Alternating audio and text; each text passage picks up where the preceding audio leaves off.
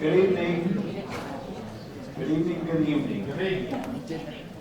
Thank you for being here tonight. Some of you that are still eating, just continue. But we do want to get started so that we can get you out earlier.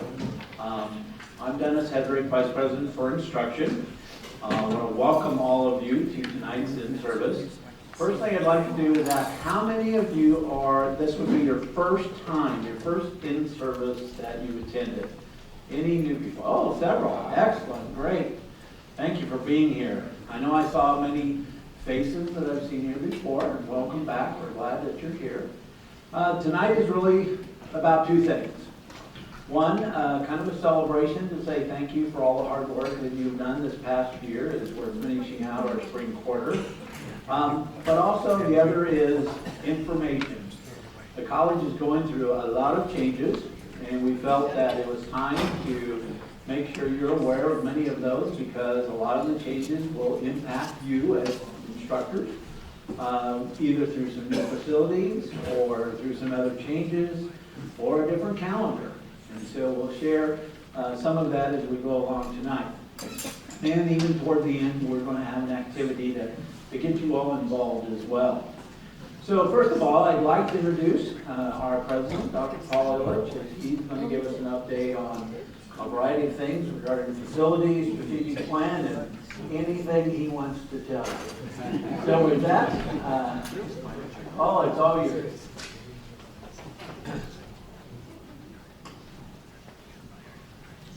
Good evening. Thanks, Dennis, for that, Dr. Hedrick, for that introduction.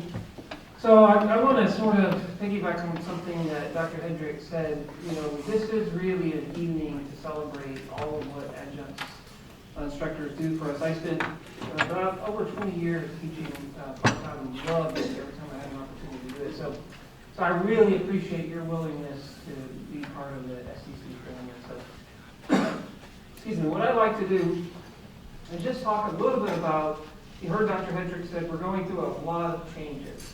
And so they always say the president is the one you can blame for all of those changes. So and definitely, since I've been here, we really have lined ourselves up to go through a number of what I describe as transformational phases.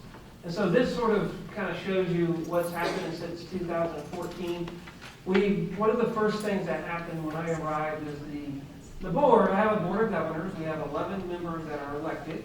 And they said, Dr. Illage, we want you, even before I was hired, they said, we want you to take the college to the next level. So you can see in 2015, we defined the next level, which is our strategic plan. We'll talk a little bit about that in just a minute. But that was absolutely one of the most important things that we did early on was to define, you can't get to where you're going if you don't have a direction. So we have 9 goals in that plan. It tells us a lot of you are here today because of that plan. We identified, we call them expanded projects, where it might be part-time instructors or full-time instructors.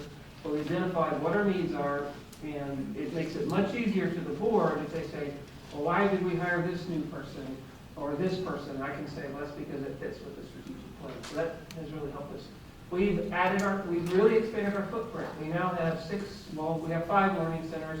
We're actually constructing one of the learning centers in Fall City. So we strategically place those centers so everybody, we have a 15-county service area in Nebraska. And so for Southeast, every person in that 15-county service area is now within 35 miles of a campus or a learning center. So that was very purposeful. We had a board in September of 2015 approved our very first facilities master plan. Again, that was something that came out of the strategic plan. And as you know, I think there's going to be a discussion later about moving to the semester calendar system. We've been working on that for over 2 years. That's a very exciting opportunity. We're going to align with our largest transfer institution, and that's University of Nebraska-Lincoln. There's only 4% of the colleges in the United States are on a quarter, 96% are on a semester. So there's going to be tremendous opportunities and flexibility. Currently on 2 systems, this is going to allow us to be only on that one. It's going to give us a lot of flexibility. Good news about and I'll mention some of this, we submitted our Higher Learning Commission, Insurance Review, and I'll talk about that. And so what I'm going to concentrate on today is the update on what's happening with our strategic plan, facilities master plan, and I'm going to talk a little bit at the end about one of my favorite goals, right, Dr. Hendrick, goal 9, and that's about the type of organizational environment we want to create here at SCC. So we've done a lot in 2017 over the last year. I'll show you some progress we made on our strategic plan. We've had 6 of the last 8 quarters we've had enrollment increases, which is a major change because we were dropping for prior to that, since really 2011, we've been having enrollment declines. We're now starting to see leveling out and even increases. They're not large increases at this point, but we think once we get that semester credit, semester calendar online, we're going to see opportunities for real expansion. This is a big deal. Our HLC assurance review, that's our midterm report. I'll talk more about that in just a minute. But we're on the open pathway of accreditation.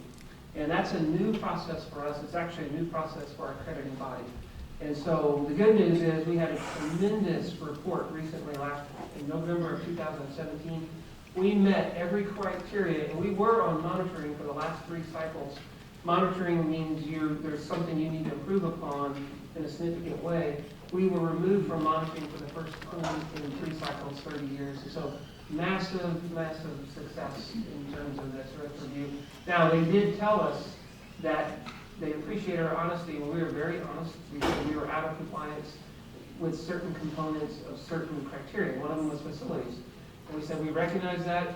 So we have a formal agreement with the Higher Learning Commission that they say we expect you to make progress in order for you to maintain your accreditation status on your facility. So that's not a bad thing. That is a great thing because it gives my board very clear direction as to what we need to be doing. This last year, we continue to open up learning centers. We just opened up a learning center in Wahoo, so that's been a wonderful accomplishment. We've got approval from the Higher Learning Commission, from our board, to convert our calendar system.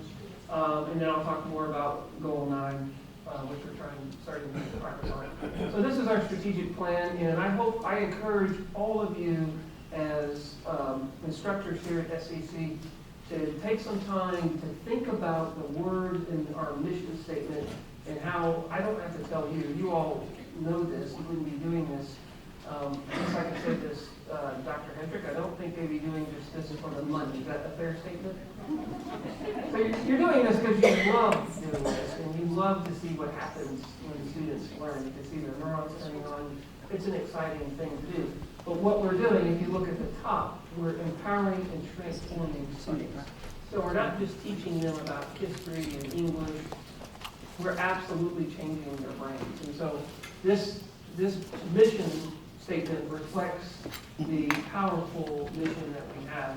We talk about successful, dynamic, responsive pathway, student success, collegiate excellence. One of the things I'm going to talk later about a study that we did on what happens if a student makes a failing grade the first quarter. One of the things I would never, ever encourage our instructional folks to do would be to change the level of rigor. That's what allows us to have strong academic currency is we have rigor in our programs. But what we do want to do is still figure out ways for the students to be successful. So one of the things we'll be talking about just in a little bit is we're going to try to figure out how do we make students more resilient? How do we make them more resilient to setbacks? So instead of seeing a failing grade as an obstacle, they see it as an opportunity. Wow, I didn't know as much as I... Wouldn't it be great if all of our students said, oh, it's not the professor, it's not my boyfriend or girlfriend, it's in fact me, and I really didn't study enough and didn't take it seriously and thought it was more important to spend time gaming than working on my course. And so that sounds like fantasy, but we're going to try to make that fantasy reality.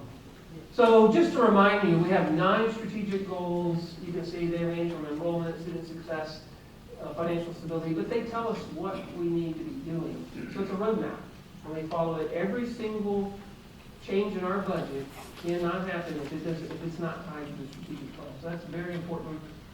If you go to our website under quick links under institutional research, you can find the strategic plan progress report, and It's a very long report, but you can read it. There's all kinds of data there.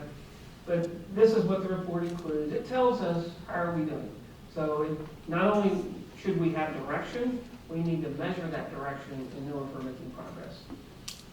So this, we actually have a dashboard type a item if you go to our website, and we've got 15 different key performance indicators. This is just an example. So this is placement rate in our career and technical programs, and you can see it's always been between 80 and 84%. We've got fall-to-fall retention rate, so we're constantly monitoring and we're setting targets on what we want those metrics to look like.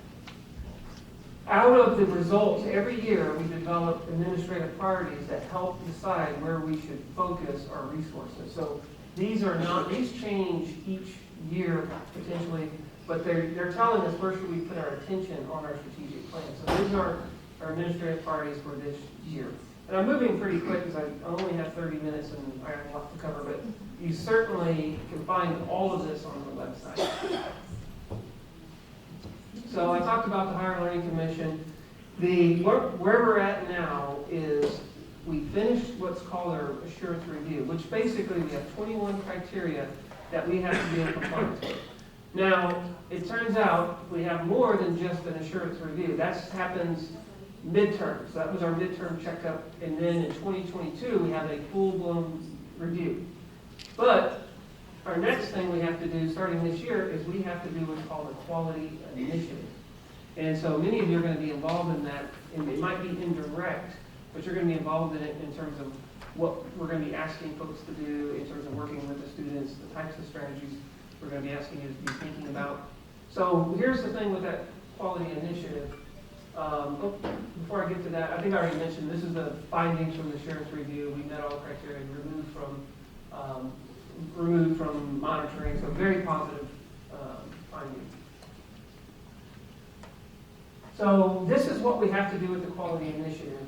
It has to target a current issue. It can't just be something that's not important to the institution. It has to involve student success, academic quality. So it can't target things that aren't related somehow to student success. And it really needs to be something that's innovative. And what they told us is they do not want us to come up with an entirely different project, or they want you to work with things you're already doing, but to maybe target a new issue, but don't come up with a whole new strategy. That's particularly important for SCC because we're going through a lot of transformation. We don't need another project. Semester calendar, facilities, we're doing pretty good on having plenty to transform. So what we're doing right now is we did an analysis, and I'll walk through the data to try to find what type of issue in regard to student success could we work on here at SCC. And what we've been doing is we did the analysis, we've been talking to the deans, we've been talking to faculty and staff. We're starting to have that conversation. We're going to put a committee together to form a proposal that's going to be submitted to Higher Learning Commission in August of 2018. Once that approved, we'll move forward. So we don't have the detailed plan at this point, but I'm going to walk you through a little bit of the data. I think as an instructor, you will greatly appreciate it. This is a two-page summary of the entire study. It's on the website. You don't have to try to read it here. I just put it up on the screen so that you'll be able to recognize it if you go to our institutional research website. So the goals of the study is to try to find out, what factors might be contributing to failing grades, and what happens if you make a failing grade, and when do you make those failing grades. So we included almost 22,000 undergraduate students in the study, and we looked up from 2012-13 to 2016-17, over 250,000 valid grades. We tried to figure out what's the pattern, what's happening with our students when they pass a class or don't pass a class. And so we're only going to focus right now on what happens with the failing grades. So what you can see is that the bulk of our grades are A's and B's, 31%, basically A's and 31% B's. But we do have about 12% grades that we're calling failing grades. We have about 6% withdrawal. I can tell you this, that withdrawal rate is very unusual. Typically, the withdrawal rate is higher than that, especially in online courses. I think being on a quarter calendar is one of the reasons for that. So that's what we're going to concentrate on, and you're going to see something that's going to be probably shocking to you. So if you are an SCC student, and we track you for 5 years, it turns out you have to be careful interpreting this, because this cohort has only been looked at for a year, this cohort 2 years.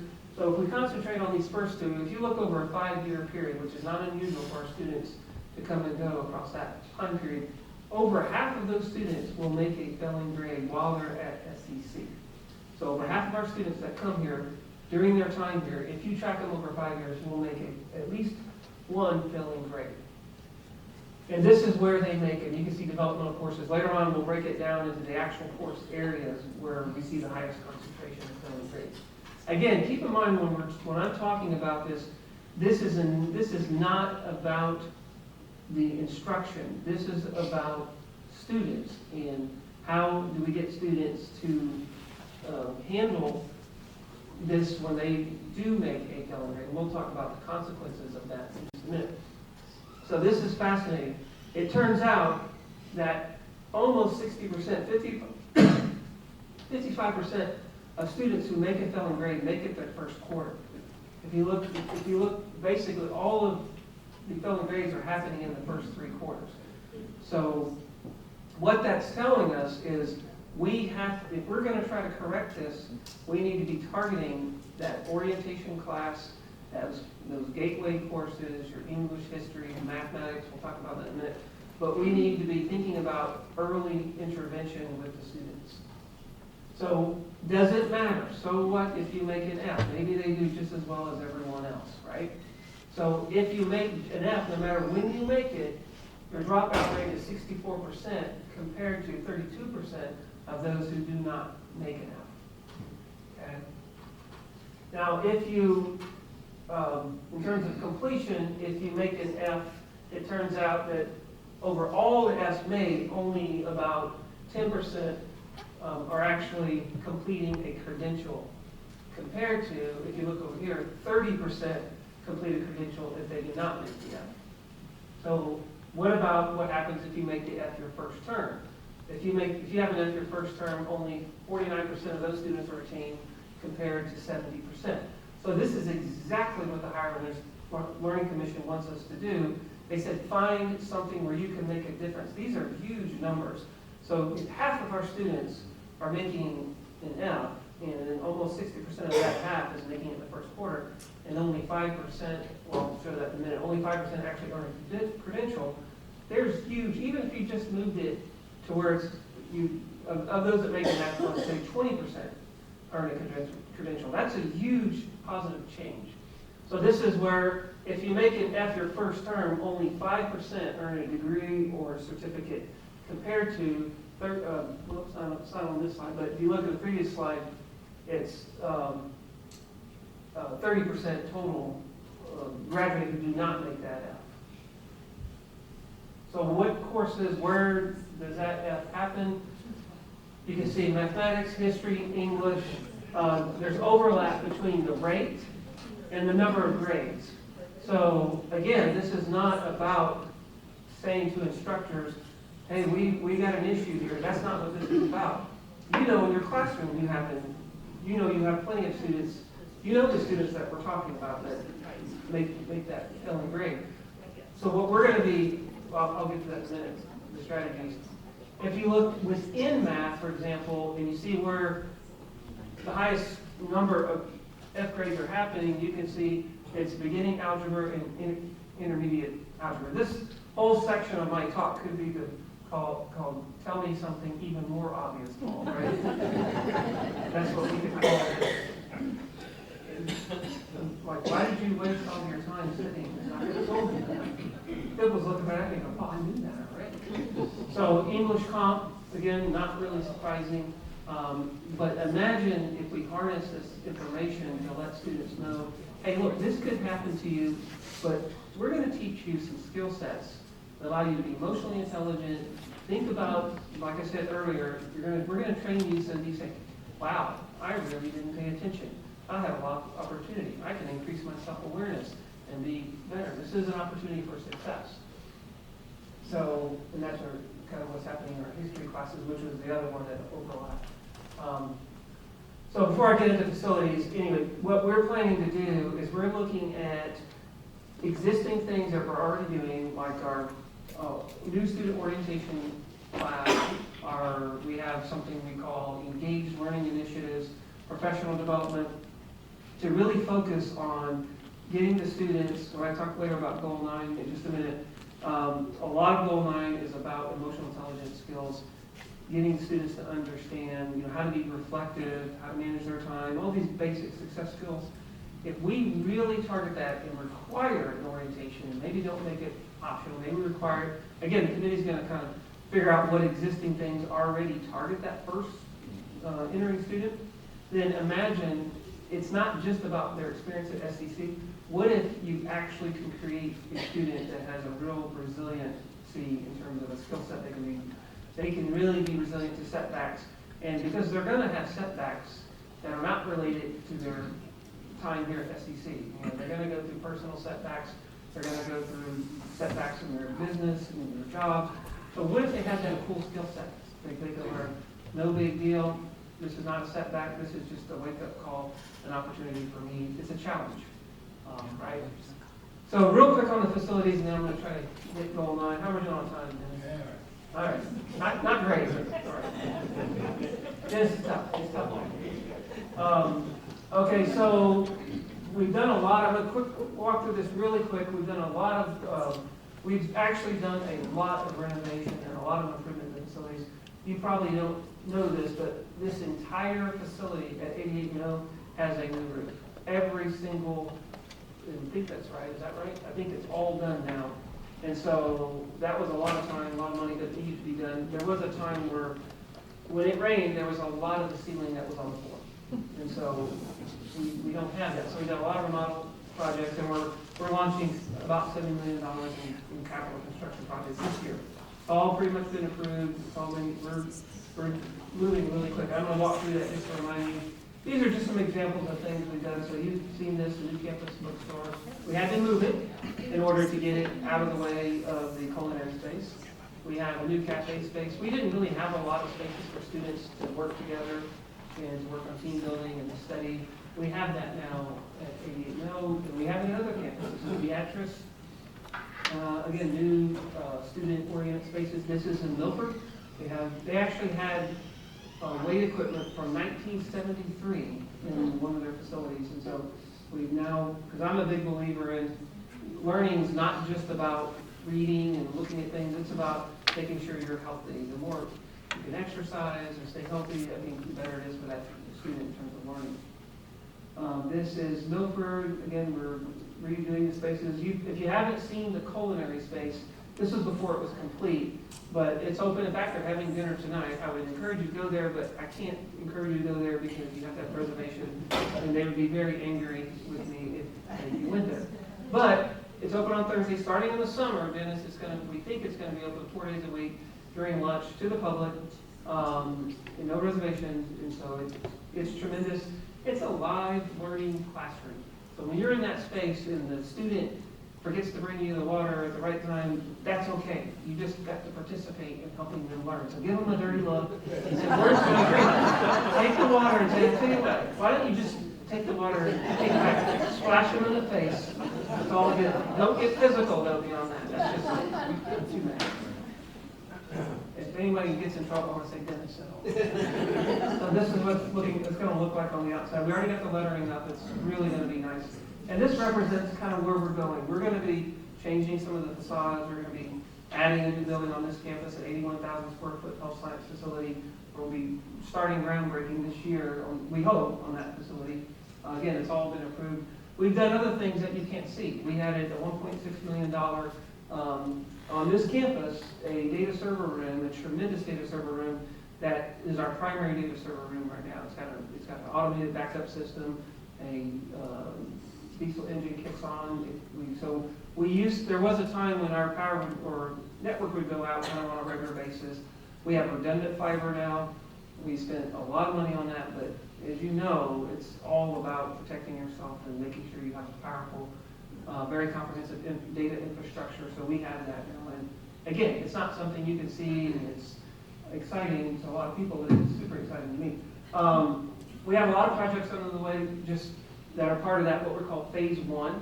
So one of them is in Milford. It's a 60,000 square foot diesel technology facility that's been approved by the Coordinating Commission. All of them have been approved at this point, so we're about to launch the financing and then start with the design on each of these. Health Sciences is going to support our 13 programs in health sciences. I saw Jill standing here somewhere. Where's Jill? Right here. Right here. Oh, Jill. Very excited. Jill has been amazing, along with lots of people. All the deans and have been involved in all of these projects. And Dennis, we've done trips all over the Midwest, and we spent hundreds of hours coming up with what's going to be inside of that. So it's in that building. We're not going to build something that's just going to be okay. This is going to be state-of-the-art, tremendous. It's going to have a simulation center. It's going to be for not just the 13 programs we have now, but for 5 more programs in health sciences that we haven't even imagined yet. So it's going to be flexible, very modern, and whatever that building looks like, we'll start matching this structure back to that. And so we're going to be modernizing everything as we go. General purpose classroom, 60,000 square foot in Beatrice, and we're building about a 15,000 square foot facility in Falls, or somewhere around that, in Falls City, and it's closer to 10,000 to support we have a small health science program out there. We're going to put it right next to the hospital and some land we purchased, so that's going to be very nice for it's not just Falls City, but this learning center for the surrounding area. It's also going to support manufacturing and welding for companies in that area. So we have a lot of other projects, but these are the ones that are officially part of what we're calling phase one, but we're moving forward on lots of different projects. And I'm just going to bypass this. So this is, for this campus, this is where the health science would go. So we're sitting somewhere in here, I think. Right? Okay. So the footprint was big enough we had to shift it. We're looking at possibly adding student housing to this campus. We're going to have different loop roads going around. So there's a lot of things we're going to do to the infrastructure to make it safer. And you can see we're going to be adding green spaces where we have a more typical campus feel. So that'll be coming sooner than later. So very exciting times for all of the various spaces. I'm just about out of time. I think I have about 3 or 4 minutes, right? Okay. Hey, we're on the whole line, Dennis. Where's your enthusiasm? I said okay. So this is just real quick. It's in our strategic plan, but this is one of the most important goals, in my opinion, because you're as good as your folks that work for you. And what we're trying to create is, and this in particular, goal 9 includes lots of objectives related to staffing, related to the semester calendar decision came from this goal. So we want to make sure we have an appropriate operational pace. So going to a semester calendar will allow us to do that. But I spend a lot of time, and all of the deans can tell you, they hear me talk about goal 9 all of the time. And Dr. Hedrick has his leadership team of deans reading 5 different books on positive leadership and transformative leadership and those kinds of things. So there's some powerful words. We're going to have banners that are going to come up, I think, next week in the main area over by the campus director's office on this building with some of the key words. So maximize a positive, engaging organizational environment by encouraging input, reflective and transparent communication, compassion, and respect to the views and ideas of others. Big, powerful words. Being reflective is extremely difficult. When a student is in a classroom and they hear something from the instructor, if they get emotional, that could mean the difference between dropping that class and staying in that class if they don't understand. We're not trying to tell people not to be emotional or telling them to not be emotional, but to understand the difference between an emotion and maybe a cognition, to try to navigate our emotions. But think about a situation. Is someone really insulting you, or are they having a difficult day and maybe you can help them with that difficult day? So there's a lot of things that we're doing. We're going to be doing, we're looking at a leadership institute to work with our leaders. But what we like to do is take a lot of these things and expand it and put it into the curriculum of that orientation class, which we've already, it's probably most of that's in there. But these are the kind of things we want our students to be able to do to be resilient to setback. So transparent, that is a very difficult thing. It sounds easy, right? If I say to Dr. Hedrick, I had some concerns about that idea that you had the other day. I could think what I said was transparent, but it's not really transparent until I check it out or he responds to me to tell me what he heard. So if I said, Dennis, what did I just tell you? And he said, well, you just called me an idiot. And I said, well, no, that's not what I said. So if I walked away before checking it out, it wouldn't be transparent. And so there's a lot to these words. Being compassionate doesn't mean you're just being nice. Sometimes being compassionate means you have to tell people things that will be helpful but may be hurtful when they hear them. And so a lot of powerful words and ideas in this, but very important. We're linking a lot of strategies to this goal or to various objectives within that goal. We ask people, how we're doing? Are you satisfied with things that are happening? What's going on? So we said, do you think we've made progress towards objective 9.6? Well, we're doing okay. 59% said unsatisfied, but not everybody is satisfied. Is our goal to make everybody satisfied? Not necessarily, but it's good to kind of know where people are at on these things, and this is just one of them. And again, you have to be careful to interpret this because, choosing to be, it's all about choice. You can choose to be positive or you can choose not to be positive. So it doesn't mean that the environment's not appropriate. It may just be someone may not be choosing. So you have to be careful. And again, I know I'm out of time now, so I better stop. But when we dig and start studying, we had a nice administrative retreat, and we started studying what are some of the things, the emotional intelligence skills, which was the goal 9.6 is all about. What are some of the particular traits? We looked at a research study, and they talked about empathy, inspiring and guiding others, and managing yourself are some of the best predictors of successful leadership. And when I say leadership, I'm not just talking about the deans. You're a leader in your classroom. Those students are looking to see what you're doing and how you're doing it. So these are things that are not that easy. And I'm going to skip these things because Dennis is going to pull the hook on me. But anyway, so we have a lot going on. I'll just kind of skip through that. I will say that inspiring and guiding others, I'll say one thing about that is, and I think this all goes back to our students, being resilient to setbacks and challenges. Is anyone aware that we attempted a bond in 2016, right? So someone said to me, Dr. Illage, that was a pretty good failure. And I said, really? That we didn't lose the bond. I said, what do you mean you didn't lose? No. We were actually just testing to see if we had general obligation bond authority in Nebraska. And now we know the answer to that. We really don't. It may be on paper, but it didn't actually happen. So I see it as an incredible positive. It gave us, people know who we are now. We got to tell our story. We now know where we stand.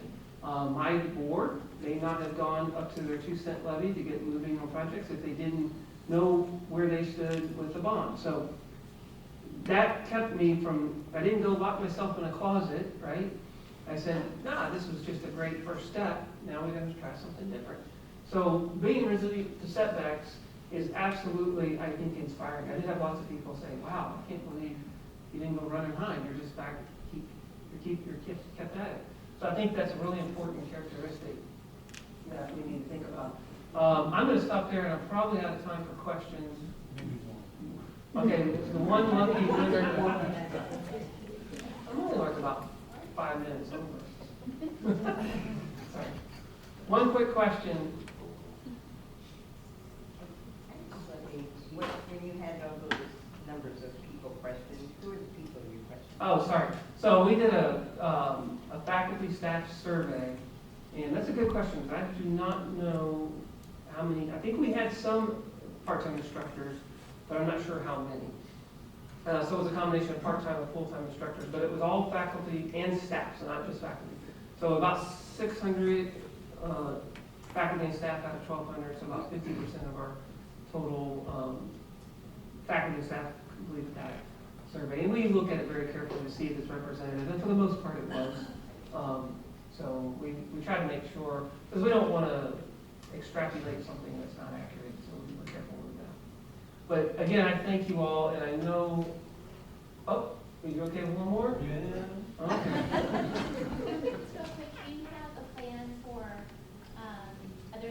programs, like is it by program or is it the college-wide view as to how to better support students to prevent that first failure? Well, I think that we have other things, for the quality initiative, we can't put, everything can't be in the quality initiative, but we're doing lots of things that may not end up in the quality initiative, but I know that Bev Cummins, the campus director, she's oversees our vice president of student services. There's a real focus now on what's called guided pathways in terms of advising, but they call it intrusive advising. It's becoming a very popular model. So we're looking at overhauling our entire advising process to try to make it so the student feels more connected. I know that in our transition lab, we try to do that so that we actually connect directly to the student when they first come in and maybe experience or find that they need some help in a particular academic area. We don't just let them leave. We immediately identify them and start working with them. So some of that could end up in the quality initiative. So there is a larger plan. We're looking at all of our student support systems, registration processes. So we didn't have a payment plan, and we're about to start one. That could be a huge issue for students. We've got 3,600 students right now that can't come here because they have some form of a hold. Could be $100, but we don't allow them to come. So if we have a payment plan, we can remove that barrier if possible. I better let these guys go. Thank you guys so much, and thank you for all you do. Okay, so here's the first thing that you learned tonight, that's goal 9. That when you eat at the course and you throw your water on the waiter, you can tell them, I have permission from the president, and it's on the video.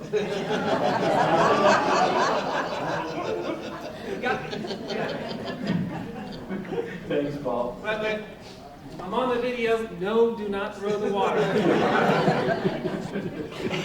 Okay, as we switch over, I'm going to ask Bruce Ekstrom to come forward and talk a little bit about some changes we're going to be doing with personnel files for adjuncts. And, I'm in my 28th year, and so what I've watched is when I first came to the college, if we were hiring adjuncts, they were hired by the program. The files were kept at the program. From there, we transitioned the files to the main campus office. From there, a few years later, we transferred them to my office. And all of this was because we didn't have a central human resources department. We've hired some additional staff. We now have an office. So now it's time to move those files to our human resource department. So that's a little bit of a change and some things that, in this day and age, we need to start to do. And so Bruce is going to talk about that, and I'll kind of switch the PowerPoint over here. So, all right. So yours. I think I'm on. All right. On your agenda, it probably says something about Sarah Kramer, but for sure I'm not Sarah Kramer. So, I am here on behalf of Human Resources. Dr. Hedrick mentioned, we are in the midst of change and changes, and our HR department is a big part of that. Some of you have taught for us a lot of years. I won't say how many. Some of you are really, really new. But the information I'm going to share is really critical to everybody sitting in here, whether you've been teaching a long time or just starting. Some of you, if you have been around for a while, you say, oh, I've already filled out my paperwork. I've always worked with my program chair and my dean to do all of that stuff. And that's really good. We want you to continue those positive professional relationships with your chairs. We've got some new associate deans and deans. However, this is critical. This applies to everybody sitting in here if you teach for us part-time. Let's see, I've got some talking points from HR. We've got some changes in order. Adjuncts must complete a new employment application through our online application site. So take note of that. And some of you might say, I've already done this. I did this last year. So I just want to make sure everybody understands, if you're going to teach for us, in the 18-19 year coming up, which is not too far away all of a sudden, okay, you need to complete a new application through the HR on our website, okay? And if you're saying to yourself, I've done it before, my understanding is, from HR, you gotta do it. Everybody has to do it. We're somewhat, not really starting from scratch, but they just want to gather all of the information because all of our HR functions will now be conducted from what I would call a central area, a central office, rather than in the department or in that area or in the campus. Does that make sense? Okay? So make a little note to yourself there. And as part of that, a background check. Okay, you will sign, yes, that's appropriate for SCC to complete that background check. Even if you've had one prior, my understanding is, Dr. Hedrick, there will be another one completed. So in your packet, there is a memo. Okay, it says Southeast Community College at the top. On behalf of HR, we provided you a copy of that memo in your packet so you can make your notes on there. It's basically, and I won't read through it, but it's basically summarizing what I just shared with all of you. So it is critical. So please start to initiate that process as soon as possible. In a way, We don't have the jobs set up yet for them to fill out the application online. you will be notified. You'll be notified. Sorry about that. Thank you, Dr. Ritter. I almost got through this without making a mistake. Sorry. I don't want to go look for it because they're not there yet, at least for my division. So. It's okay, we're going. Well, thank you, Doctor. So keep your eyes and ears open. Like I say, continue to communicate with your chair, our associate dean, and of course our deans, because this is important. We have to get this done, and it is important paperwork, and the background checks have to be done, because we need all that information in our central office in human resources, okay? It is important, so make a real hefty mental note, and please write it down, and don't worry, we will notify you. We've got some communication going out, but as you know, one of the challenges in any big organization with several hundred employees is getting the word out and communicating, so we just wanted to start it here. And if you have some colleagues, please share it with them that this is important. So you'll see this memo again, you'll hear it again, but we just wanted to launch it tonight and say, be aware, and this is something you can't let slip. You can't forget about it and let it slip through the cracks, because the new academic year will be here before we know it. Anything else to add, sir? Thanks.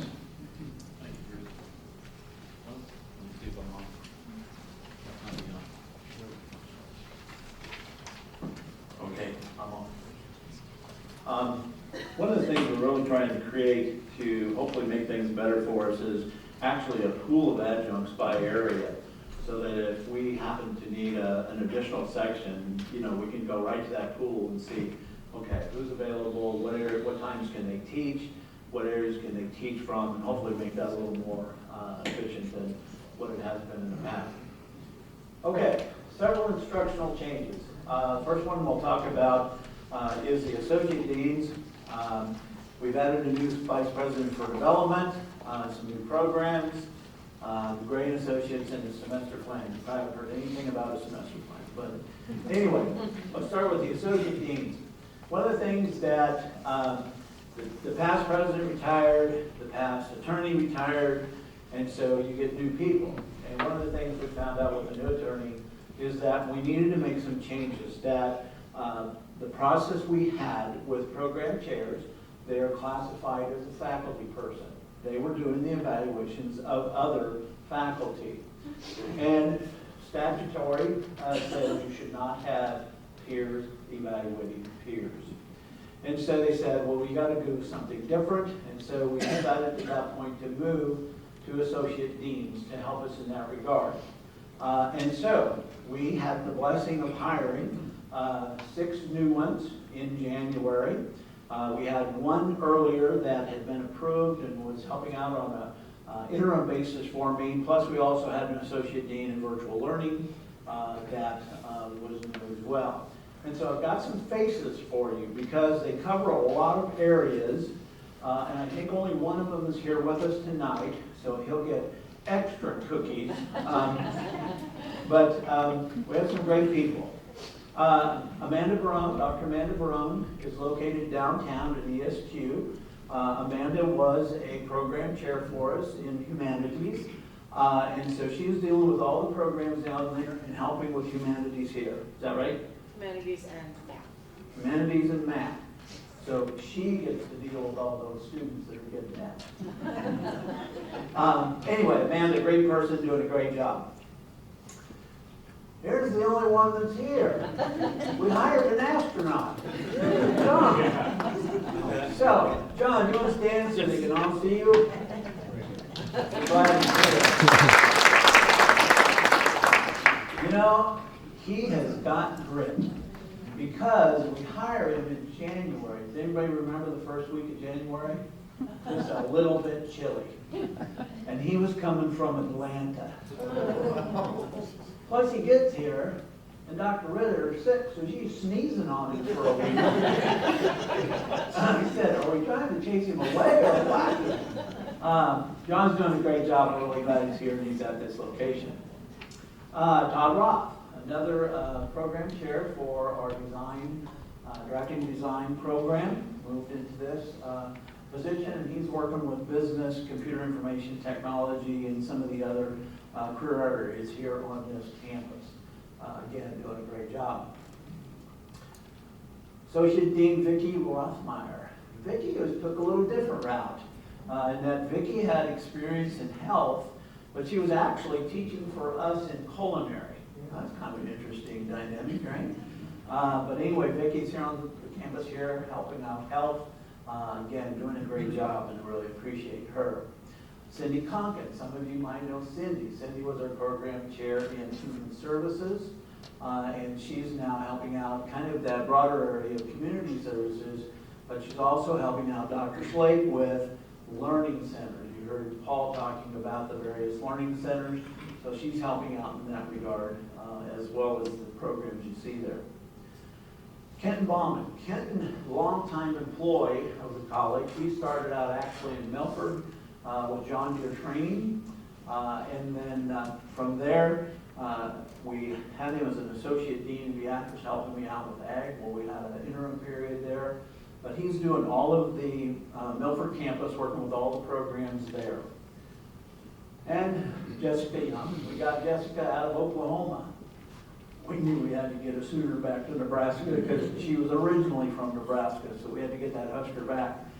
Anyway, she's working with all the programs there, doing a great job as well. Last but not least, Stephanie Zurich. Is that right, Bruce? Did I say? Zahori. Zahori. All right. Stephanie is the new Virtual Learning Associate Dean. Very knowledgeable, comes to us from UNL. We stole her, and she's doing a great job. She's very knowledgeable in terms of learning management systems, and Bruce will talk about that coming up, but also distance learning. And so I have to tell you, we've been blessed with the people that we've gotten hired. They'll be doing major focus right now is getting into the classroom, observing full-time faculty, evaluating full-time faculty. John was an online teacher, so one of the things I know we're going to be working on is kind of some standards. That if you're teaching an online course, here's how it ought to be looking. And if it's not, we need to help you get there. So we got some great people. I'm really blessed. So program development. Prior to this fall, if there was a new program being looked at, developed, all of that, it was either myself, a program chair, or a division dean trying to carve out some time to figure out a new program of study. Plus, up until Paul coming, we had one person in our institution research department. Now we have several, which is critical when you're looking at data for a new program. And so Bob Morgan is campus director in Beatrice, and he also was in charge of virtual learning. When Bruce came on, we shifted that over to him, and so Bob was then taking on the new program development. which meant part of it establishing facilities for the new learning centers. And that continues. Monday, we're going to York because right now we're renting the Poultice Center. We're looking at building a facility at that location in a partnership with the high school. So he's been very involved there. And then he's been looking at software that would help us in the analysis of new programs. And he's responsible, many people don't know this, there's a lot of paperwork and stuff that goes on with any kind of new proposal to the Post-Secondary Coordinating Commission here. What's also new now is it also goes to our Higher Learning Commission in Chicago. That's kind of a new approval, that they've taken a little stronger approach. So here's the new programs. You can see the new upcoming catalog.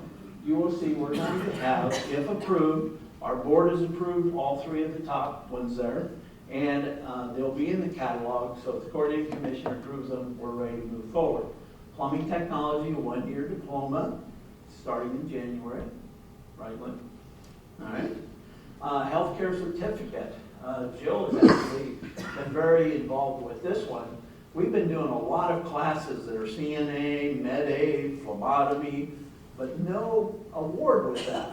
And so we've enhanced that to identify some additional classes that a student can bundle 18 hours there, get a certificate, and have a lot more opportunities of working in healthcare.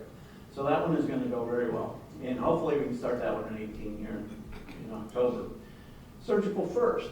You might see, well, this one isn't starting for another year. Why is it on there? Surgical First is a certificate, but it's being driven by state statute changes for surgical technologists. That they've made some changes that say, here are things that they can now do. Well, you've got to train people on how to do those. So we're getting approval now, so that a year from now, we can start to offer that to students who have completed the surgical technology program. Other catalog changes, you'll see one thing that's kind of different, and it's something we're going to expand, is right now we have an AAS in business. But we also tell students, here's some classes you can take if you want to get a degree, an AA degree in business. But it's not, when you look at the catalog, it's not a separate page. It's over here with all these other pages of stuff within arts and science. So now we're listing an AA degree in business administration. We're doing it from a marketing perspective. Down the road, it may become its own independent degree where it would actually say an AA in business. Right now, it's still going to say an AA degree, an associate with applied science degree. Just the coursework will be more emphasis in business. But we're going to look at some other areas in that regard because we think that's going to help us. As Paul said, one of the biggest challenges that are happening across the country is what's called guided pathways. Students want to know, when I start here, what do I start taking? What do I take? And when I get here, I graduate. And that's almost from starting in the junior level of high school all the way through a four-year degree. So we're trying to figure out how to get more of that information into the catalog to help guide students. Our agribusiness program had livestock as a focus within there. We're doing a logical extension, creating a separate AAS degree for just livestock production, again, hopefully to market and get more students in that regard. Last but not least, energy generation has an AAS degree. And John said, I'd really like to have a diploma so that, again, we can ladder that student. They can come in, they can take some courses, they can get a degree. If they need to work a while, they can do it. They can come back and they can continue and get the AAS degree. So those are the changes that you'll see in the catalog. Okay, so I mentioned software. Bob found Gray & Associates, which is a company that has software that looks at a lot of data in terms of programs. We can compare our own programs. We can look at other college programs. We can look at a variety of data. So we got the software. This is their lovely screen. And one of the things that helps us look at different markets, we can look at a market that's our 15-county area, that's the service area. We can look at Nebraska. We can look at a 150-mile radius. We can pick what market we want to look at. Along with that, it's very census driven. So in other words, you're going to have data that's real time, but it's got a time frame to it, so you know that it's always current as you're going along. And then there's a scoring rubric, so you can put it together that if you're starting to compare this program to this program, you've got some kind of a balance there. Here's one other thing you can do to tell you where your students are coming from. So this looks at where our students are right now coming from, and you can see the various colors. Online being the light pink, those are all online students, and you can see they're from all over the country. Then you can look at, we've got Milford, it's kind of a darker color, and maybe a few of them are scattered around, of which we have partnership programs with Ford, with GM, and most of those are sponsored by dealers from throughout the U.S. Then you can see Lincoln is kind of the light green, and you can see a lot of them, and then the Beatrice is in red. What this really told us that over 95% of our students are coming from within the state of Nebraska. So that is more data that then we can share with student services as they're planning recruiting, that where are we getting our students and where should we focus our time and our money. And so again, very important piece of information. Here's a rubric. And just pulled this one up because it was one we kind of played with when we were looking for plumbing. But the reason just to share it with you is there's lots of different criteria you can set, lots of different information that you can gather as you're looking at different programs. And that's what we're looking for, is how do we have that flexibility as we're looking at programs? And how do we determine whether we should have this program? Maybe there's programs we need to grow more, maybe there's some we need to contract, maybe there's some we need to sunset. We also have IMSI, and IMSI's been around for quite a while, and we've had it, but it's only available, as you can see, by counties in Nebraska or nationwide. So it's somewhat limited in how we can play with it. But it does give us some good data, and it also gets us this occupation overview, which again starts to give you that trend line of maybe where the occupation numbers are going, what kind of hourly rates you're looking for. Those are all the kinds of things we have to have when we do a new program proposal. So that's the type of information Bob and his folks are going to be looking at as we move forward with new programs. Now the calendar conversion.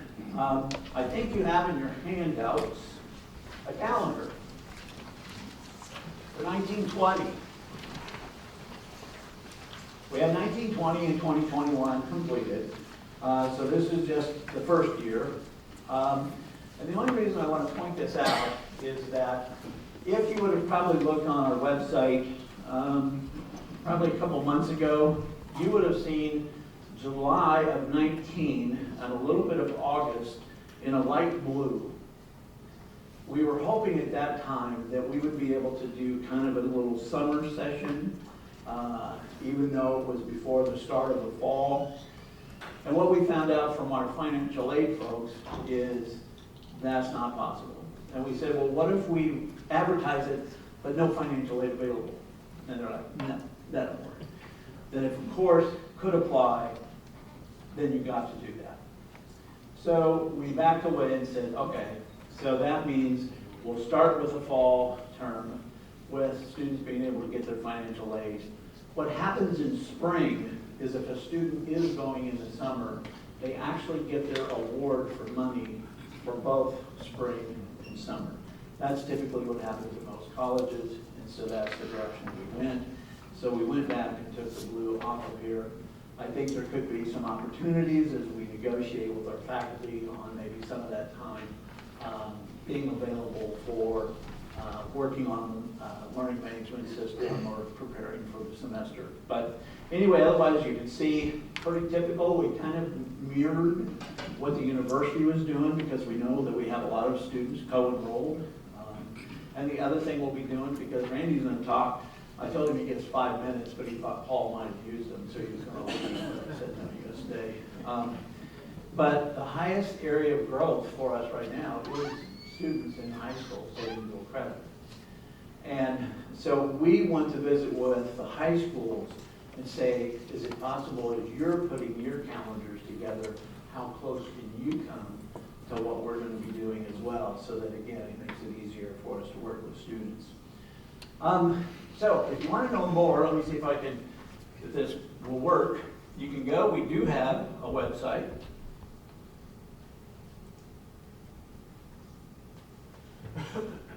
That if you go to our website, you're going to see a big symbol like this. If you click on it, it'll take you directly to this website.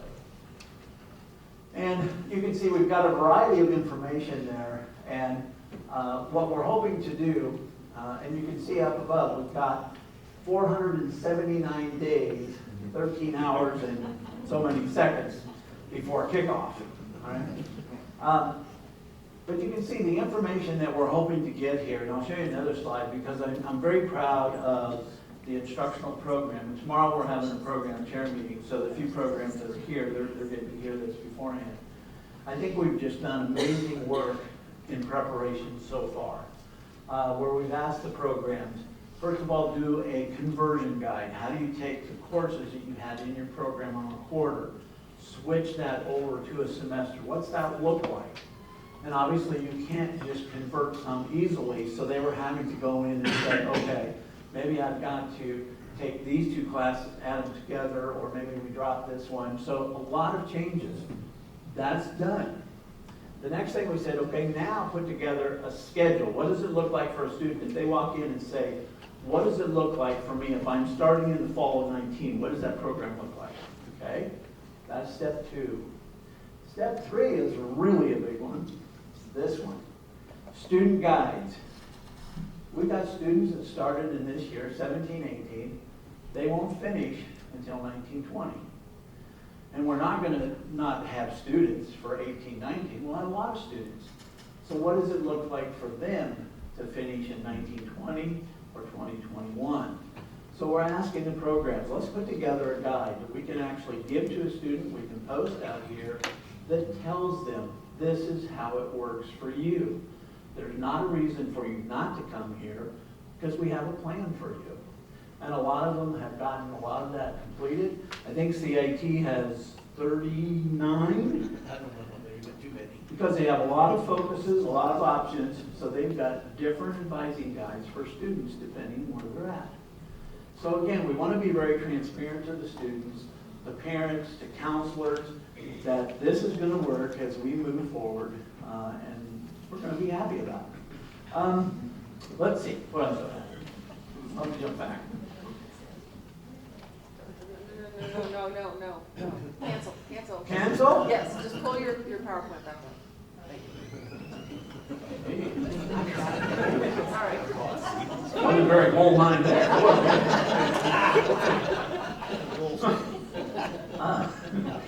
So the other things that we've asked is, what are your intakes? Because obviously we've had people that maybe were taking in students every quarter. Now maybe it's just going to be 2 quarters, maybe 2 quarters in the summer. And how many students are you going to take in? So that again, we can kind of figure that out in terms of what we can expect for enrollment. As Paul said, I've heard lots of people say, oh, I'm so glad you're changing to a semester. We didn't understand that quarter business, and now we can recommend, our son or daughter or whoever to come to SCC. So I think it's going to be very positive. And so as we roll into 18-19, hopefully those first 4 items are all going to be completed. Then we can focus on what does that syllabus need to look like? What are the catalog changes that we have to make for 19-20? And what does that CID start to look like? And that's where some of you will come into play, in that you'll be getting help with your CID. What does that CID look like? If you're taking English comp, you're going to be teaching probably the same number of hours, it's just over a longer period of time. How does that work out for you in scheduling and planning? So all in all, I think it's gone very well, but I have to be the first to admit that when I came to the college, I was in Beatrice and they were on a semester calendar. And it wasn't until years later when the Higher Learning Commission came to us and said, you can't be doing 2 calendars, you got to do 1, you need to choose. And that was at the time of which then I was campus director in Beatrice and VP, and the president said, we're all going to quarters. So I think it'll be great. We're going to have fun. And I think I've already predicted that in 3-4 years, people are going to go, gee, why didn't we do this a long time ago? So we'll see if I'm right. Okay, with that, Dr. Randy Nelson is our SINCAP director, and I wanted to share a little bit about what's going on in that regard. Thank you very much. Is that for me to quit or for him? You have a handout. I'm just going to give you a snapshot of our program of SINCAP, and thanks for the opportunity to be here. I appreciate all of you folks. I will tell you that our program basically is the pipeline for working with all of our high schools. And so what I have in front of you is two handouts. The main one, of course, is a brochure. If you, first of all, flip on the back there to give you just a perspective, we have a little map there. Southeast Community College serves 15 counties. And so what we have on the map are the 46 schools that are part of SINCAP. And again, SINCAP stands for Southeast Nebraska Career Academy Partnership. It's a program that started back in 2008, actually out of ESU 6 in Milford. We were there for about 3 years, and then Southeast Community College took our program over, thank goodness.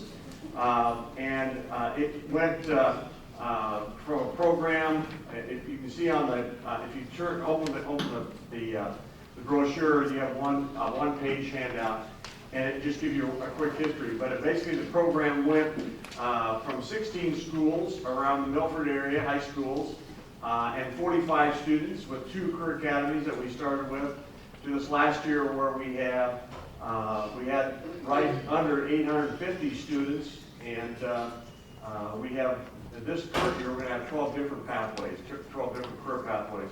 So it's grown considerably, and this is a program that's for juniors and seniors in high school. They have the opportunity to take dual credit classes. Again, any adjunct that's teaching for our program, and we have about 82 teachers now that teach as part of our program.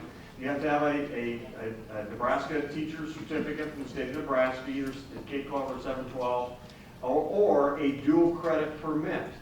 And that's where we get a lot of our folks that are part of our program. And we do have a few of our, I think, SINCAP teachers here, and I know some are coming on Saturday. But we do have several of our teachers, of course, that are at the high school that are fully qualified to teach our program. And of course, we also use a lot of our folks that come out from Southeast Community College. If you look at page 3, it gives you just a good glimpse of what our programs that we offer. Again, the 12 pathways that we have, starting with agriculture and going through business and construction and IT and education, to health, to our manufacturing areas. I will tell you, out of our almost 900 students, our largest academy is health. We have over 200 students that are in the health field. Another couple of areas, welding is one that's grown considerably over the last 3 years, where we have over 100 students in the welding area. Education, business, and agriculture are also a couple of our big ones, and the others are growing. I'm not going to read through this, but you can see some of the courses that we offer in those different programs. Again, we offer over 60 different courses. These are all, again, dual credit classes. 95% of them are offered online. We still do some of them face-to-face.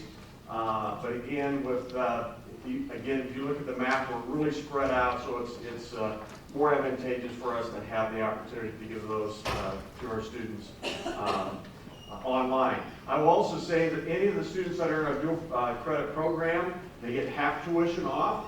And so they have just a significant financial impact on themselves, their families, and that's another reason why we've been able to get a lot more of our kids to take our program, our classes. We have multiple students that are taking more than one class, and we're seeing more and more of that every year because high schools are really aligning to what we're doing. We have many of our seniors in high school that are done with their required courses, and they're taking much of the afternoon in their regular day to do 2, 3, some students 4 or 5 college classes in a lab there. And so they're getting a very, very good jump start to their college career, and we think it's a great opportunity for them. The other side of it, of course, is that we provide them opportunities in career exploration. This really is an exploration opportunity for kids, where they get to do field trips, job shadowing, going out to visit with different organizations and companies. We also help them develop their resumes and cover letters. They do mock interviews with professionals. So we really hope that we're giving them a leg up and, as they compete with other students that are out there in their high schools. Again, on the last page, you'll see that we are broken up into 8 different regions. We have 8 part-time coordinators that work with our students, and I have 2 assistant directors that work with me. Again, it's our program is in charge of all dual credit, not just SendCap. And so we also have students that are taking part of our program that we call DC Advantage, Dual Credit Advantage, and those are basically courses that are the core classes such as your math and science and history and so on. Again, our focus is mostly on a specific career and giving those students those opportunities to see what they want to be doing. Again, wishing I had this opportunity when I was in high school, I didn't. But it would have been nice for me to know when I graduated from high school that I had a pretty good idea of what I wanted to do, rather than do what I did and wait till I was a sophomore in college and go, I'm going to figure out what I'm going to be doing here the rest of my life. So anyway, a good opportunity for our kids. One last thing I want to share is many of you have heard of the TCA, which is the Career Academy, and that's actually the Career Academy that's on the campus here on the south side of this building. That services mostly Lincoln Public School students, although we do have a few of our students from Waverly, Norris, Palmyra, some of those surrounding schools that do take some classes over there, but they're doing many of the same things that we're doing or trying to do with the high schools that we have out in southeast Nebraska. So again, it's a program that's really one of its kind. There's really no other program like our program that's doing the things that we're doing and has the buy-in and the commitment as Southeast does, and the financial support that it has of our students. So we're excited about that. All of our contact info is on that back page, so if any of you have some questions that you want to ask me about or give me a call, email me, please do so. Be glad to talk to you about it. And we just wanted to make sure you had a little bit of an idea about what our program is all about. So, thank you.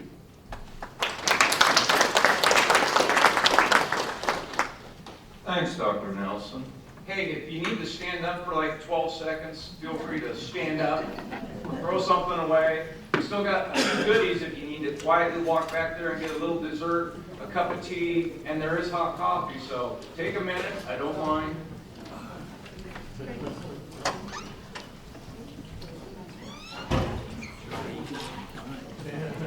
Good job.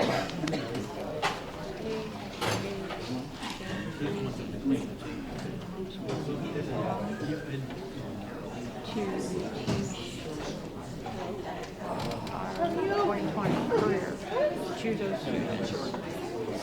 And it's also the master's test. I'll be able to use it on campus. So it's a done deal for that one. And we're going to look at, they believe they have a parent, former careers, qualified math, early marriage, Yeah, Aaron was saying we're going to make some cool folks out. but they've done a their matrix proposed classes for next year. And what could we do? So they social those history, let's look at math, but the 2020 is a done deal. So, For sure. nice lady, love Yeah. Aaron met her. And she yes, yeah, and I would be pretty good. I've got her paid markets over and over. She's excited because she gets paid to do it. And Yeah. if I can Free credit. find her another class, Really? well, I hope we can sweeten the pot. Yeah, so Excellent. we're moving. I'm hungry. Hi, Randy. How are you? Good. Rose, right? Good. Good enough. Glad you're here. Hey.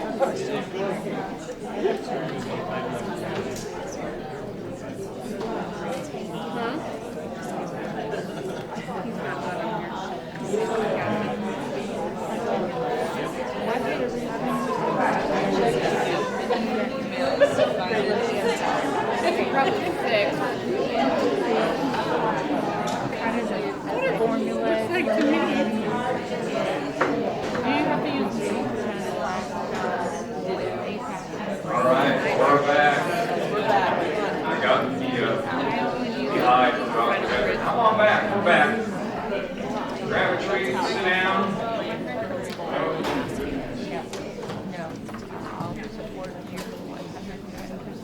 on your agenda, learning management system. Well, briefly, let me say this for the next minute and a half.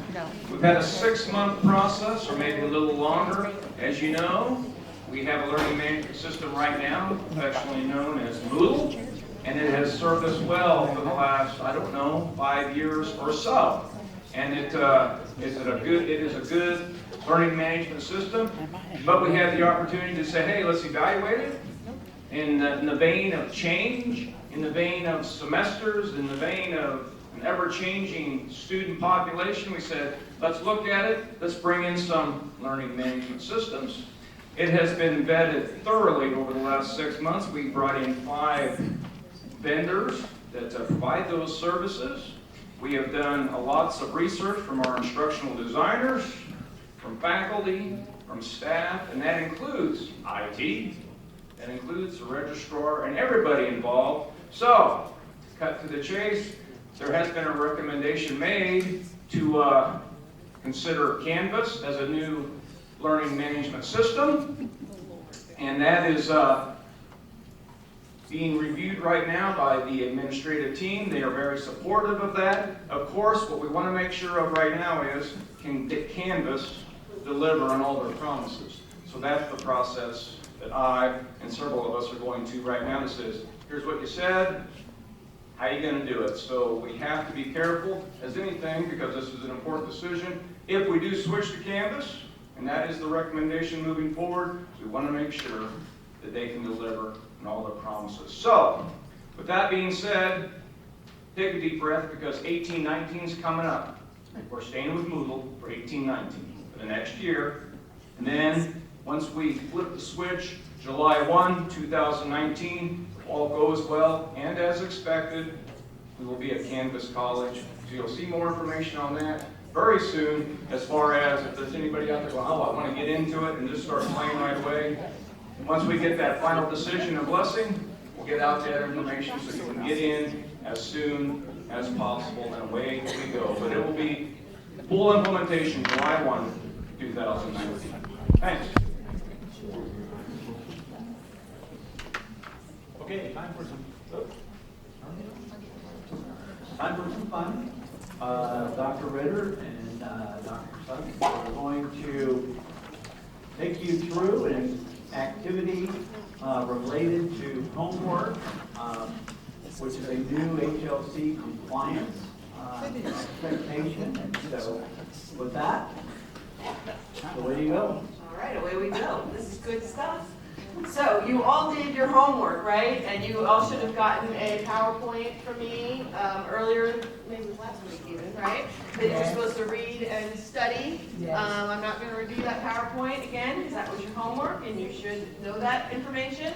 But just to make sure that you know that information, there's a quiz, okay? You on your tables have some cards that are clipped together. I need each of you to grab a little stack of cards. So you have one yellow true card and one orange false card. Okay. Yep.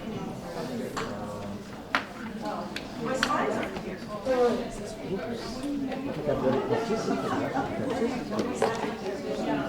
Okay, here we go. You're not getting them up there. You're just going to get them orally. All right, ready? Question number 1. The federal credit hour definition. A credit hour is the amount of time a student is expected to spend in the classroom each term and is institutionally defined. I'll read it again. A credit hour is the amount of time a student is expected to spend in the classroom each term, and it is institutionally defined. True or false? That's true. Rose, what's on the answer? That is false. That is false. Why is that false? Institutionally defined. I'm sorry, the feds define it. The feds define it, and it's not just the time that's spent in the classroom, right? It's homework, we'll get to that. We'll get to that, all right. Fine. Yep. I'm gonna Question number 2. There is a difference in homework requirements between face-to-face only classes, lab classes, practicum, internships, and co-ops. True or false? There's a difference in the requirements between face-to-face only, labs, lectures. Got lots of truths. Rose? False.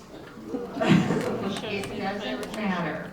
Doesn't matter. And we have a handout for you when we're done that will give you, I think, some very, very good examples of a couple of classes from different disciplines that are lab and show the homework. I think lab is a little bit different. Lab is a little bit different, right? Does Right. anyone remember what the difference for lab is? Yeah. What's the difference for lab? One activity a week, right? Your reflection, something like that, right? Okay. So there's All right. two, kind of. That was a trick question. Stand here on your toes. You sharp? You sharp? All right. Number 3, the homework expectation can be averaged out per class, per week, or per term, as long as the hour requirements are met. True or false? That's true. True.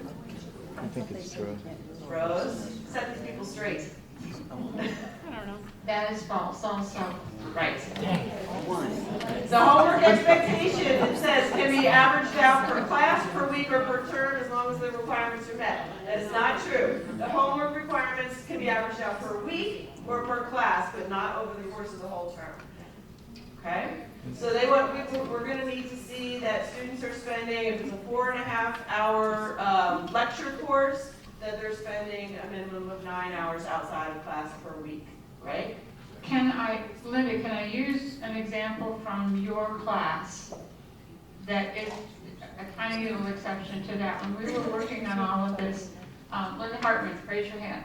Linda has a class, they have like a huge project due, BSAD, Business Administration. And others have, research papers, multiple components and stuff. And so this question was asked and investigated. So Linda had identified that in the days leading up to that big project was due, that was what they worked on.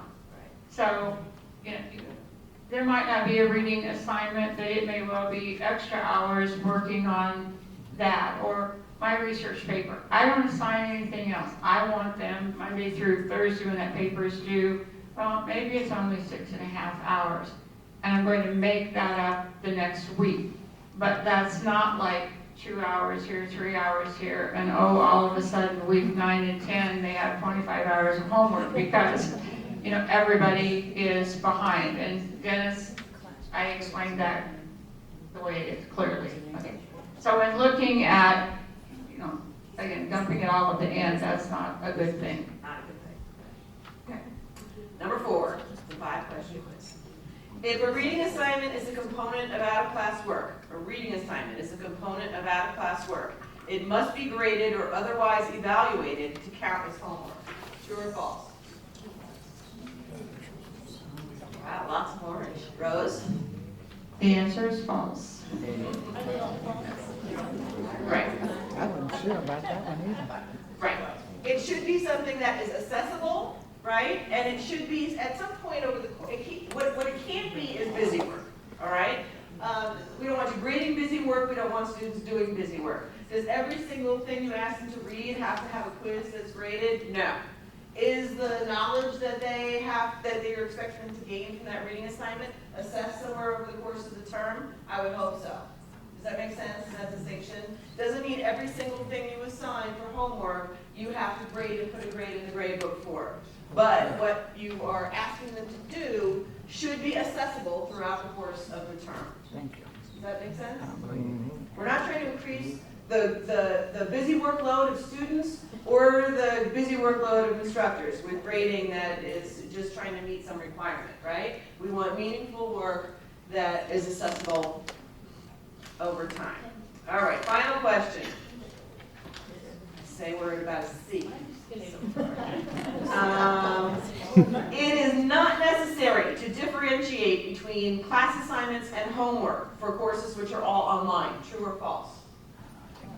That thing was fast, that orange bar over there. True or false? If you're teaching an online class, you need to differentiate what's homework and what will be sort of the equivalent of in-class work. I have a whole lot of non-committals. People hold in like way down here. And the answer, Dr. Ritter, The answer is? What's the question? It is necessary to differentiate between what would be online work and what would be homework. Okay, so the answer is False. All you photons in the middle.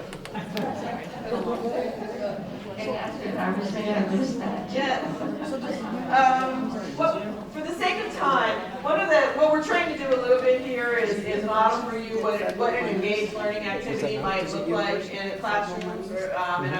Originally, my plan was to follow what Joe might talk about later is an engaged learning framework. But for the sake of time, we're going to abbreviate the activity. So what we're going to do is ask you at your tables and have a little discussion about how the heck do you figure out how much time all this stuff takes, right? Students are so different, and figuring a problem in a math class might be different than figuring a problem in an accounting class, and how the heck do we figure that out? And I think institutionally and in your departments and your programs, we will work it out, right? There's some pilots going on now where some people are trying to figure it out.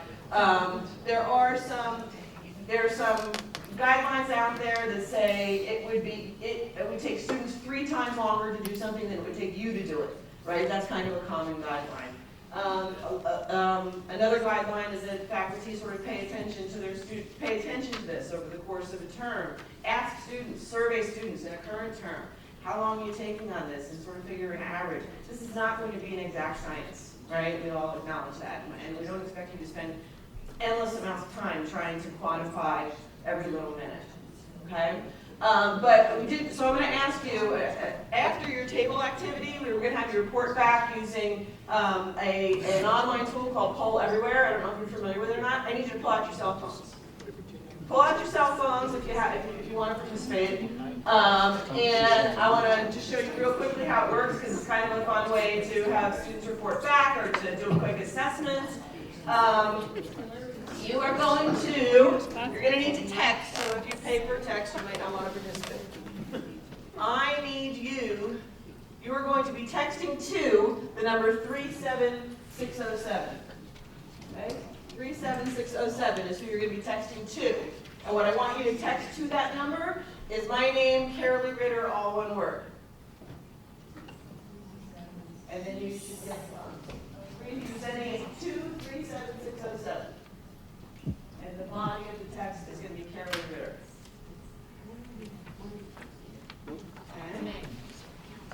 Okay. Yep. And then you should get a little prompt saying you joined the group. Is anybody getting that? Yep. No. There we go. The question I'm asking you to answer, this isn't quite related to homework, but is sort of taking the temperature of the room right now. And it's probably a bad time to take the temperature of the room. What one word would you use to describe SCC and our mission as a community college? Text your word. Type your word in, and it should come automatically into a text. Yes. And what this ends up creating is what they call a word cloud. Students tend to like it. They like to see how their ideas fit in with other people's. It evolves as people respond.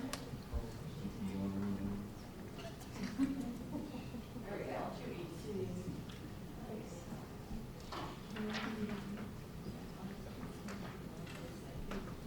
Nice. Good. So you know how word clouds work, right? The words that are coming in the most often or largest in the word cloud.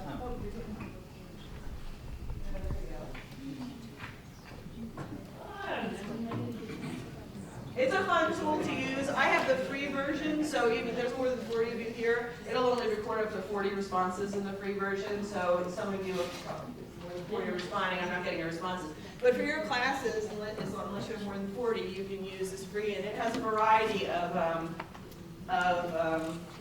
tools that you can use, not just word clouds. So we're going to take you to the next step here. I know.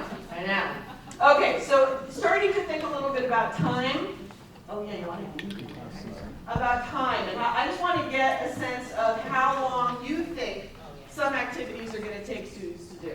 So I'm asking you, how long would you estimate it would take a student to read a 15-page textbook chapter? Text A for 15 minutes, B for 30, C for 45, D for 60. 15 pages of a textbook.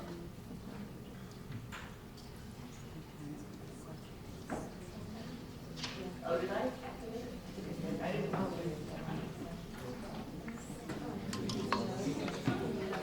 There you go.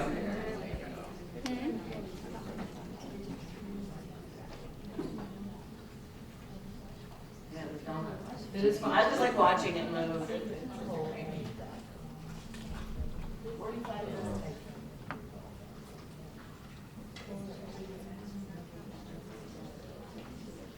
And then, you gotta wonder, is reading a accounting textbook the same as reading a history textbook, the same as reading an automotive textbook or a culinary textbook? So it's, the guideline that we have seen most often for reading assignments has been how many minutes per page, Rose? If you look in the book,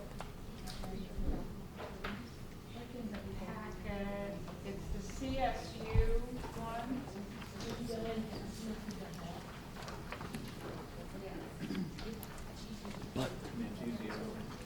CSU one, which gives an average of 3 to 5 minutes a page. Within social science, or arts and science, I'm sorry, within our division, with some exceptions, we've used the 3-minute. We read literature as we were doing reviews to kind of put this all together, where it was discussed, they discussed the students' reading levels, and I was like, I'm not going there. I think that was Carolee's comment too.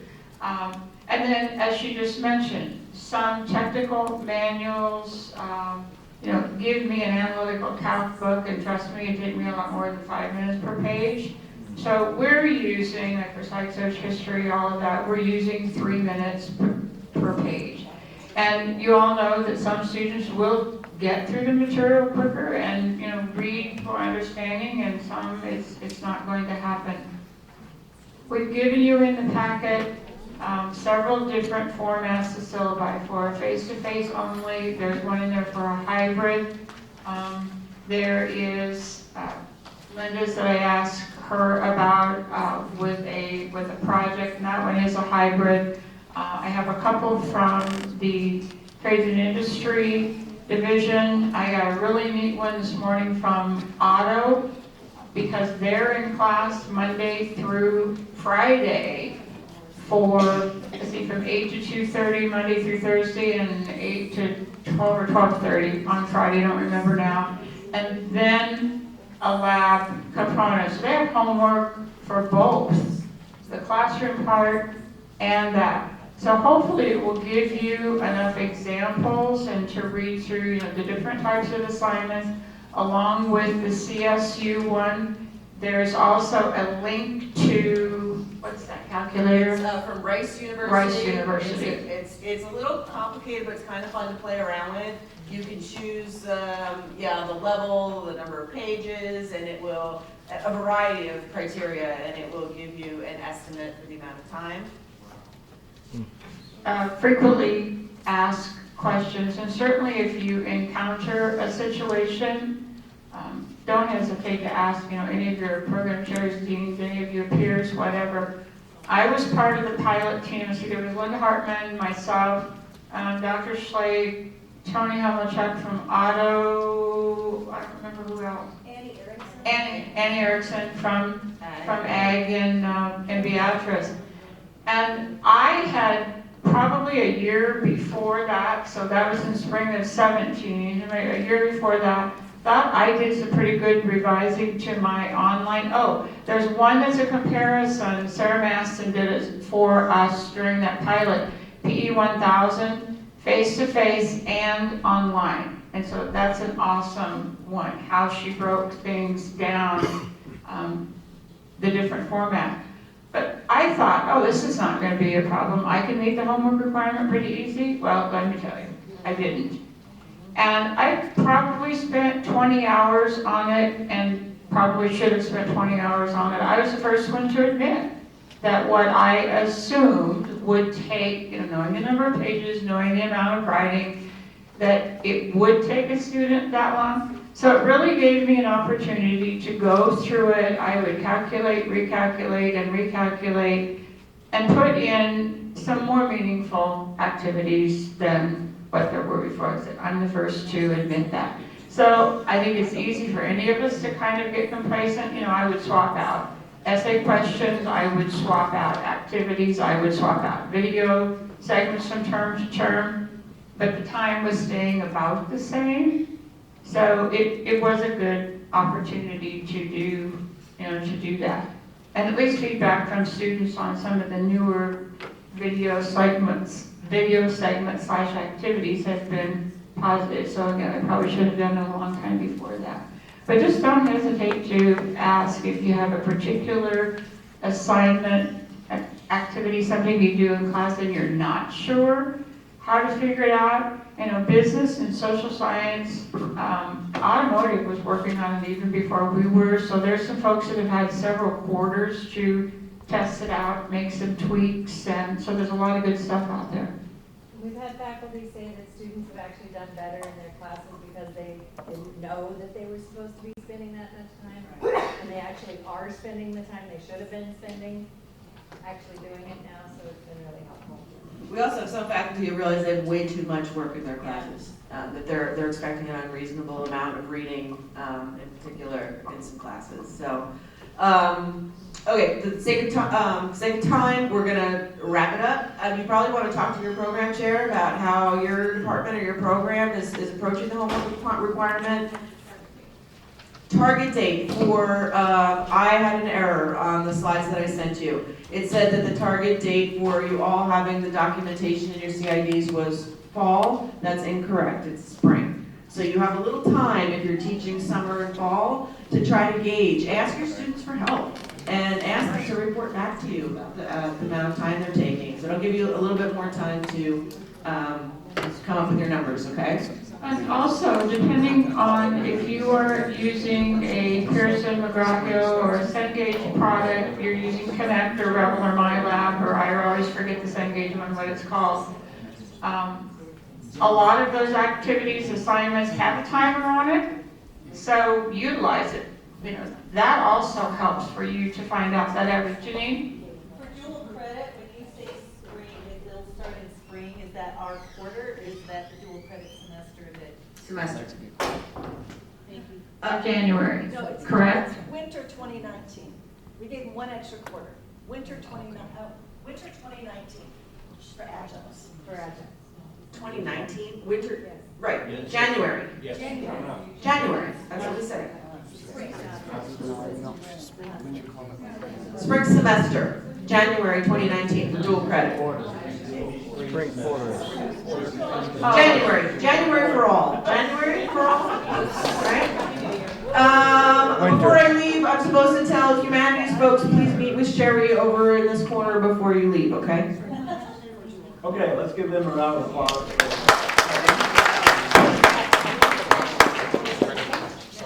Jill is going to talk a little bit about some training opportunities to help you learn if you're not already doing some engagement with students in your classroom, how you can do that.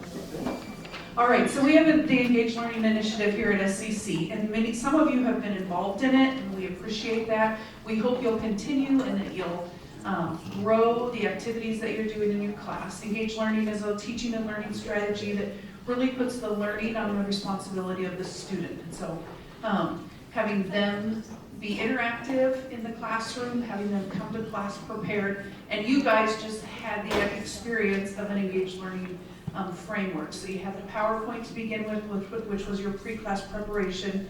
You had your true-false, which was your initial pre-class assessment.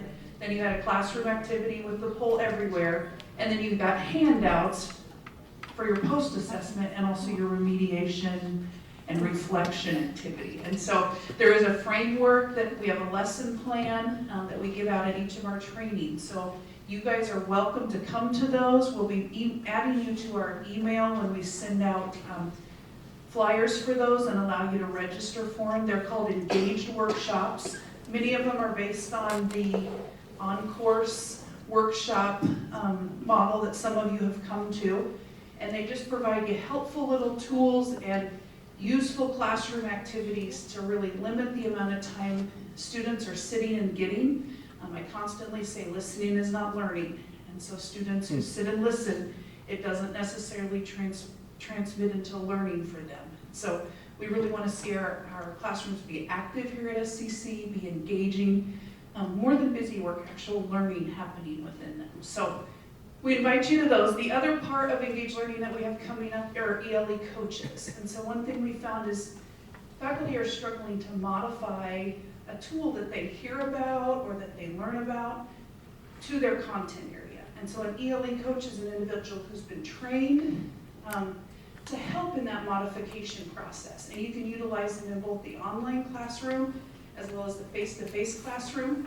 They'll often pull in an instructional designer if it's an online class to see just what additional tools that instructional designer can provide you. So more information will be coming out about that. We will be providing you how to access those individuals, and you're welcome to use those as a guide by your side to help you improve your classes, to help you add engaged learning to your classes so that our students are taking responsibility for learning. So, any questions?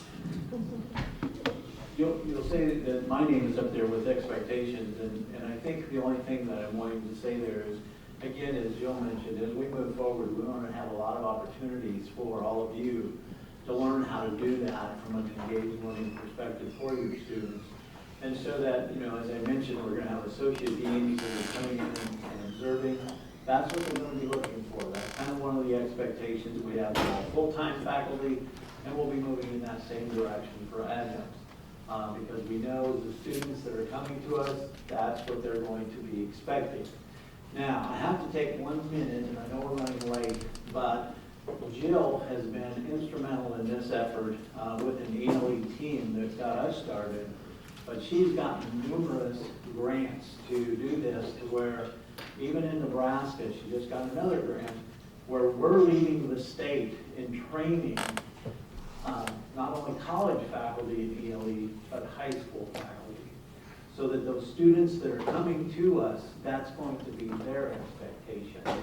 And Jill is even being recognized nationally by Encore for all the work that she's doing. So SCC really is a leader in this area, and so we just need to do that.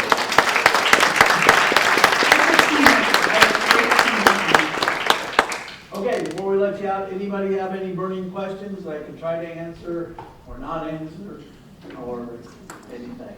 Bruce? If you have a signed pay agreement, make sure you give it to me in case it's sitting in front of you. I know some of you took it with you, so don't leave with it. Give it to me if you would. Otherwise, you're going to get paid. Right. Thank you all for coming. What's that? Have a great summer.